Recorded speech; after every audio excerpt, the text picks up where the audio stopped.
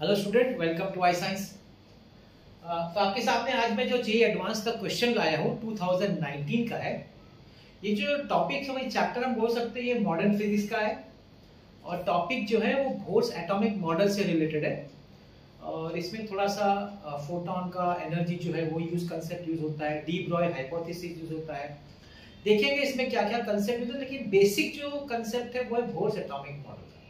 मैं आपके सामने पहले क्वेश्चन पढ़ता हूँ, हाँ लेंदी है क्वेश्चन, फिर हम उसको पार्ट बाय पार्ट समझने की कोशिश करेंगे और फिर उसको सॉल्व करेंगे। तो क्वेश्चन है, a free hydrogen atom absorbs a photon of wavelength lambda A.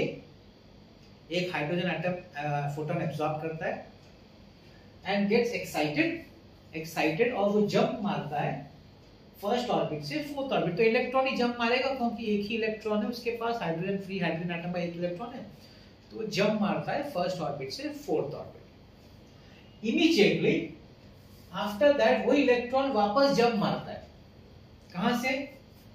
nth orbit से, sorry to the nth orbit. वो जो फोर्थ ऑर्बिट में जंप मारा था ना, वहां से वापस nth ऑर्बिट में। अभी m क्या है, क्या वो 4 से ज्यादा है कि 4 से कम है? बोला nth ऑर्बिट में जंप मारता है बाय एमिटिंग अ फोटोन। देखिए फर्स्ट टू 4 में वो फोटोन एब्जॉर्ब कर रहा है इलेक्ट्रॉन या हाइड्रोजन एटम, और 4 से m में वो फोटोन एमिट कर रहा है, तो ऑपोजिट काम हो रहा है, ठीक है ना। इसका ये मतलब ये हुआ कि अगर 1 to 4 में फोटोन एब्जॉर्ब कर रहा है और 4 to m में फोटोन रिलीज कर रहा है, मतलब m का जो नंबर होना चाहिए ऑर्बिट नंबर, वो 4 से कम होना चाहिए, क्योंकि वो ऑपोजिट हो रहा है कि नहीं? क्योंकि उस समय यहाँ पे रिलीज हो रहा है। आगे delta P A and delta P R the change in momentum of the atom. तो ये जब हो रहा है उस समय मोमेंटम जो चेंज होता है एटम का, इस प्रोसीजर में वो delta P and delta P है due to absorption and emission. Lambda A upon lambda E, ये जो लैम्बडा ए है और लैम्बडा ई इधर है, इधर उसका रेशियो 1/5 है। Which of the option is, मतलब ये मल्टीपल करेक्ट आंसर, जे एडवांस में होता है ना मल्टीपल, एक से ज्यादा आंसर करेक्ट, उस तरह का क्वेश्चन है। H और C which is Planck's constant and the speed of light in vacuum, उसका वैल्यू इलेक्ट्रॉन वोल्ट में दिया 1242 और नैनोमीटर तो आप जानते होंगे। 4 ऑप्शन है, आपको चारों को चेक करना पड़ेगा बिकॉज ये है multi correct answer, multiple correct answer का क्वेश्चन है। अब देखिए इसमें काफी कुछ है बोलने के लिए, लेकिन मैं क्या करूंगा, उसको पहले आपको इसका पीछे का जो कंसेप्ट, जो फॉर्मूला यूज होने वाला, वो मैं आपको समझाऊंगा। तो सबसे पहले तो देखिए बोर्स एटॉमिक मॉडल की बात करते हैं। बोर्स एटॉमिक मॉडल में पोस्टुलेट्स दिए थे बोर ने, उसमें थर्ड पोस्टुलेट को ध्यान से सुन, याद करिए, ध्यान करिए क्या था। थर्ड पोस्टुलेट में कहा गया है बोर के द्वारा कि जब एक इलेक्ट्रॉन ट्रांजिट करता है, जंप मारता है एक हायर ऑर्बिट से टू अ लोअर ऑर्बिट, उस समय क्या होता है, वो energy in the form of photon release करता है हायर ऑर्बिट से लोअर ऑर्बिट। क्योंकि हायर ऑर्बिट में एनर्जी ज्यादा होता है, लोअर ऑर्बिट में एनर्जी कम होता है, तो वो जो डिफरेंस होता है ना, उतना एनर्जी वो फोटोन के फॉर्म में रिलीज करता है। तो क्या है थर्ड पोस्टुलेट, जब भी कोई इलेक्ट्रॉन एक हायर ऑर्बिट लेवल से लोअर ऑर्बिट लेवल में जंप मारेगा, ट्रांजिट करेगा, तो वो जो एनर्जी फोटोन के फॉर्म में रिलीज करेगा, वो कितनी एनर्जी होगी? वो दोनों जो स्टेट है ना ऑर्बिट्स का, उसका डिफरेंस इन एनर्जी। मतलब इसको अगर मैं लिखना चाहूं समझाने के लिए, तो वो जो हो जाएगा difference in energy, let's say em minus en, और मैं यहाँ बोलता हूँ n greater than n। Suppose nth orbit जो है nth ऑर्बिट से बड़ा है, और किस फॉर्म में? Energy in the form of photon. अब फोटोन का एनर्जी आइंस्टाइन ने अपने फोटो इलेक्ट्रिक एक्सपेरिमेंट के द्वारा एनर्जी का इक्वेशन दिया था, E is equal to h nu. तो ये एच न्यू है जो फोटोन की एनर्जी है, आइंस्टाइन के द्वारा फॉर्मूला है E is equal to h nu. तो जो फोटोन की एनर्जी है जो रिलीज होती है जब एक इलेक्ट्रॉन जंप मारता है from a higher orbit to a lower orbit, it is equal to the difference, वो दोनों एनर्जी लेवल का जो डिफरेंस है उसको इक्वल होता है। यहाँ पे मैंने अज्यूम किया है कि nth ऑर्बिट बड़ा वाला है और nth ऑर्बिट छोटा ऑर्बिट है। वो तो ठीक है, यहाँ के हिसाब से नहीं पता, मैं जनरल ही बता रहा हूँ, हम लोग जब सम पे आएंगे तो और डिटेल में समझेंगे। अब यहाँ पे फ्रीक्वेंसी की बात नहीं हो रही, यहाँ पे वेवलेंथ की बात हो रही है, तो इसको हम लिख सकते हैं hc by lambda is equal to em minus en, क्योंकि क्वेश्चन यहाँ पे जो है वो लैम्बडा पे है। तो सबसे पहले तो आपको ये समझना है कि ये फॉर्मूला यूज होने वाला है बोर का थर्ड पोस्टुलेट के हिसाब से। आगे अब एनर्जी का कौन सा फॉर्मूला, यहाँ भी तो हमको, क्योंकि एनर्जी ने हमको इसको यूज करना पड़ेगा किसी और तरीके से। अब एनर्जी का फॉर्मूला याद करिए, आपका जो रदरफोर्ड मॉडल के बाद जो एटॉमिक मॉडल बोर का था उसके हिसाब से जब उसके पोस्टुलेट्स यूज हुए थे तो डिराइव हुआ था एनर्जी का फॉर्मूला। अगर आपको याद हो तो energy in the nth orbit वो दिया जाता है minus me z square e raise to 4 upon 8 epsilon not n square h square. अब यहाँ पे हाइड्रोजन एटम है तो इसको तो हम निकाल ही देते हैं, z को z1 होता है, तो अगर इसको नहीं लिखेंगे तो चलेगा क्योंकि z1 होता है। ठीक है, अब यहाँ पे अगर आप ध्यान से देखें इसको फिर सिंप्लीफाई करके, अगर आपको याद हो तो इसको सिंप्लीफाई किया था minus 13.6 upon n square electron volt. मैंने इलेक्ट्रॉन वोल्ट पे इसलिए दिया क्योंकि यहाँ पे उन्होंने इलेक्ट्रॉन वोल्ट में बात किया है, तो मैंने अपने एनर्जी को इलेक्ट्रॉन वोल्ट में कन्वर्ट कर दिया है। ये क्या है, ये energy of the electron in the nth orbit. कोई भी ऑर्बिट नंबर में ये एनर्जी होती है इलेक्ट्रॉन की उस ऑर्बिट में जो मूव कर रहा है, और उसके हिसाब से नील बोर का एक कांसेप्ट था, ये पोस्टुलेट था कि जिस ऑर्बिट में वो ऑर्बिट में जो रोटेट सर्कुलर मोशन परफॉर्म कर रहा है वो स्टेबल, उसके लिए स्टेबल ऑर्बिट है। और उस एनर्जी का ये फॉर्मूला था माइनस 13.6 अपॉन n स्क्वायर इन इलेक्ट्रॉन वोल्ट। अब हमको इसका डिफरेंस निकालना है कि नहीं, हमको डिफरेंस निकालना है। तो डिफरेंस निकालना है तो कैसे निकालेंगे, hc by lambda is equal to, तो यह हो जाएगा आपका 13.6। अब यहां देखिए em माइनस en है, लेकिन हम लिखेंगे 1 upon n square minus 1 upon n square. हम लोअर ऑर्बिट पहले लिखते हैं, हायर ऑर्बिट बाद में लिखते हैं। ये एक पॉइंट भी ध्यान रखने वाली बात है। क्यों ऐसा करते हैं, क्योंकि आपका जो एनर्जी है वो माइनस में है, बिकॉज अट्रैक्टिव है ना, electrostatic force of attraction nucleus और इलेक्ट्रॉन के बीच में अट्रैक्टिव फोर्स है, वो अट्रैक्टिव फोर्स माइनस साइन से दिखाया जाता है। तो जब आप ये सबट्रैक्ट करेंगे तो इस माइनस साइन में से दोनों का साइन चेंज हो जाएगा, तो जो em प्लस था वो माइनस हो जाएगा और जो en माइनस था वो प्लस हो जाएगा।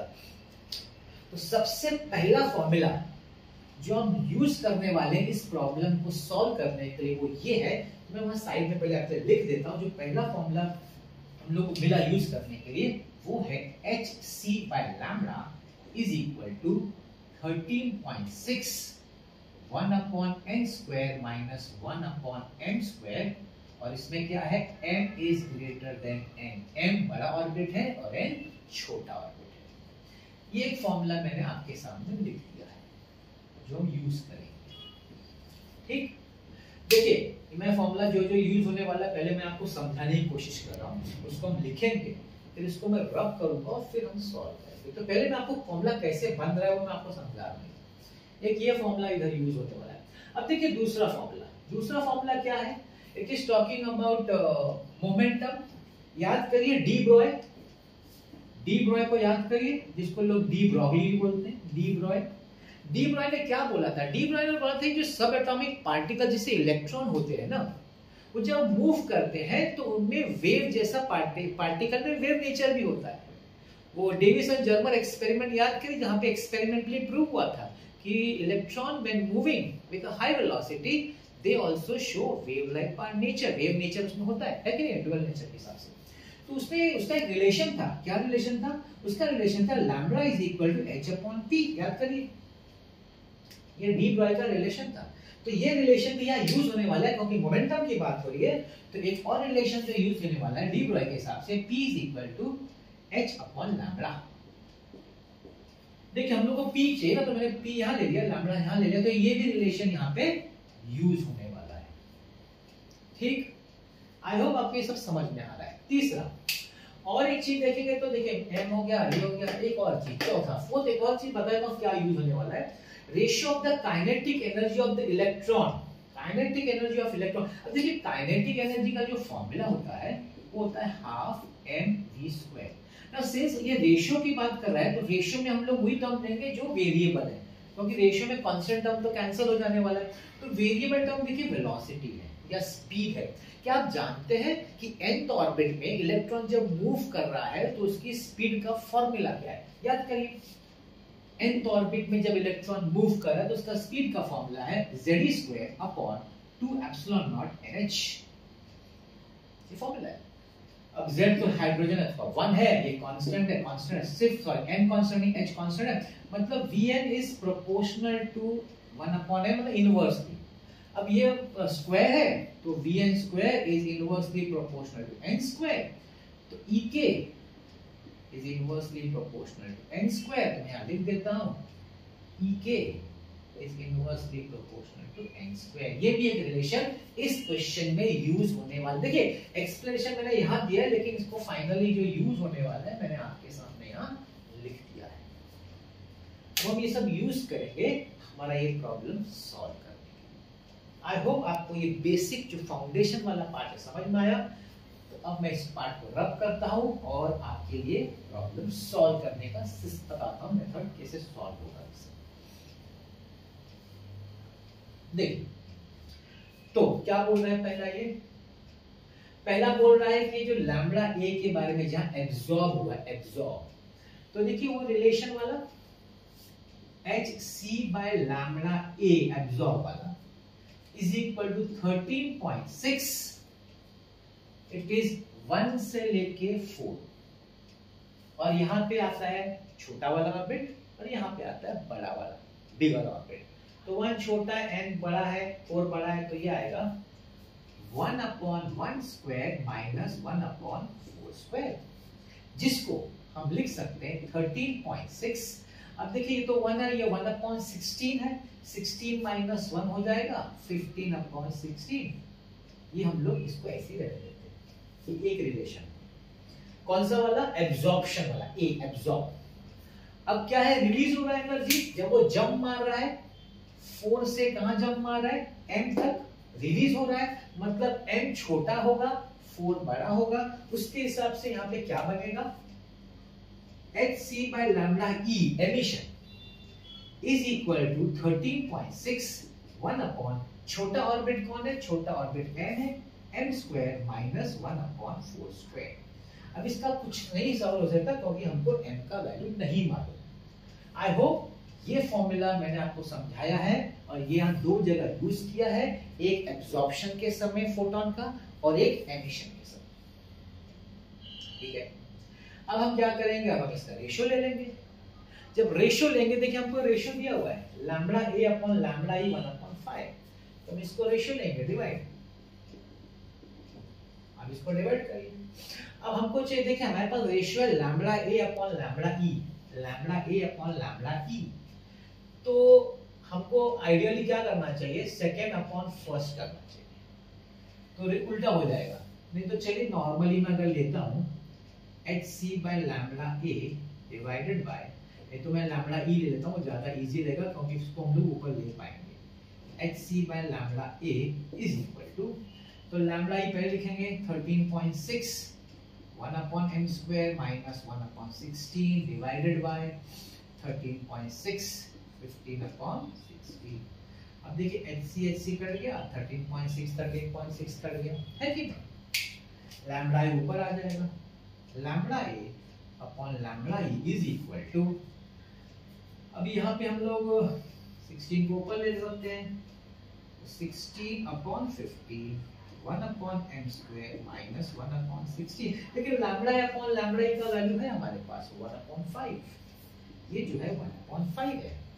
तो देखिए यहाँ पे कट जाएगा 5 3 सा, ठीक है, तो 1/m square minus 1/16 is equal to 3/16, तो 1/m square is equal to 3/16 plus 1/16 is equal to 4/16 is equal to 1/4।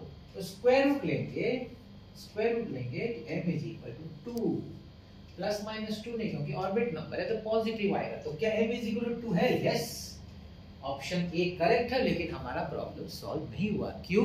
क्योंकि ये तो मल्टीपल करेक्ट आंसर है, हमको तो और भी ऑप्शंस चेक करने पड़ेंगे। हमारा एक पहला ये ऑप्शन राइट है। ठीक है, आगे बढ़ते हैं।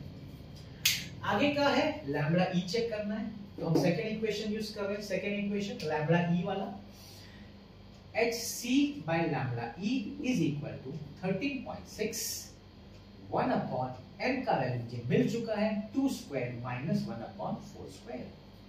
ठीक है, अभी hc उन्होंने बोला 1242 लेना है, 1242 अपॉन सब इलेक्ट्रॉन वोल्ट में ध्यान रखिएगा, ये 1 अपॉन 4 माइनस 1 अपॉन 16 हो जाएगा, है कि नहीं? तो 1 अपॉन 4 माइनस 1 अपॉन 16 है, 16 है, 4 माइनस 1 3 अपॉन 16, तो मैं डायरेक्टली लिख देता हूँ 3 अपॉन 16। उल्टा कर देते हैं, lambda e upon 1242 is equal to 16 upon 3 into 13.6। Lambda is equal to 16 into 1242 upon 3 into 13.6। इसको सॉल्व करना पड़ेगा, तो 3 4s are 12, 3 1s are 3, 3 4s are 12। इसको हम सॉल्व करेंगे ना, तो आप चेक करिए, आपको करना पड़ेगा, मतलब you will get around 487 nanometre, somewhere around this part हम लोग को मिलेगा। तो ये जो हमको 487 मिला है, जबकि आंसर दिया 418, हम लोग को मिलेगा 487, मतलब it is not equal, so this option is not correct. ठीक है, this option is not correct, so the answer is not matching with the lambda e। lambda e का आंसर मैच नहीं हो रहा है। आगे बढ़ते हैं, आगे हम जाते हैं थर्ड ऑप्शन पे, ratio of the angular ratio of the momentum.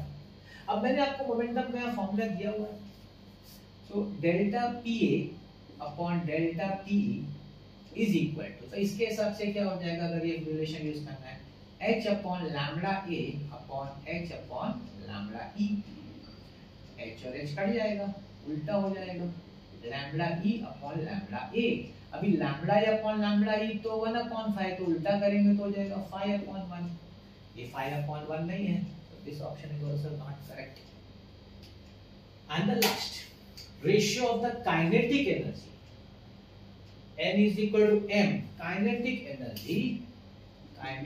Energy n is equal to m का मतलब है m का वैल्यू हमको 2 आया है ना, n is equal to m which is 2 upon kinetic energy for n is equal to 1। अब इसका आंसर पूछा है, अब हम लोग ने यहाँ देखा है कि kinetic energy inversely proportional to the orbit number, जिसको हम लोग प्रिंसिपल क्वांटम नंबर बोलते हैं, इनवर्सली प्रोपोर्शनल।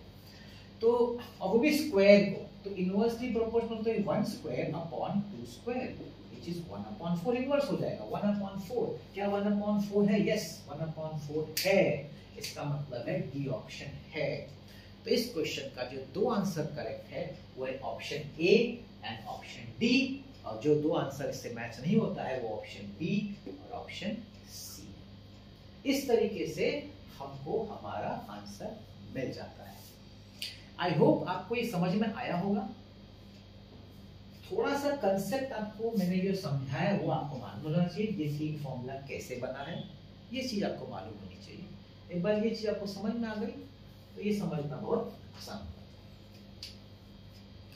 तो आई होप ये वाला आपको सब अच्छा लगा होगा। मॉडर्न फिजिक्स का बहुत ही इंटरेस्टिंग सम था जो मैं आपके सामने लाया हूँ, और ऐसे ही सम लाता रहूंगा। बस मैं यही चाहता हूँ कि आप भी अपने आप को चैलेंज करते रहिए, अपने दिमाग को चैलेंज देते रहिए, अलग अलग चैप्टर लेके प्रैक्टिस करिए, अच्छा खासा प्रैक्टिस करिए, और जिससे कि जब आप एग्जाम दें अपना मेंस और एडवांस का, तो उस समय आपका ब्रेन एकदम रेडी रहना चाहिए। कैसा भी सम, कोई भी चैप्टर से कैसा भी आ जाए, आपका ब्रेन रेडी रहेगा आपको सॉल्यूशन देने के लिए।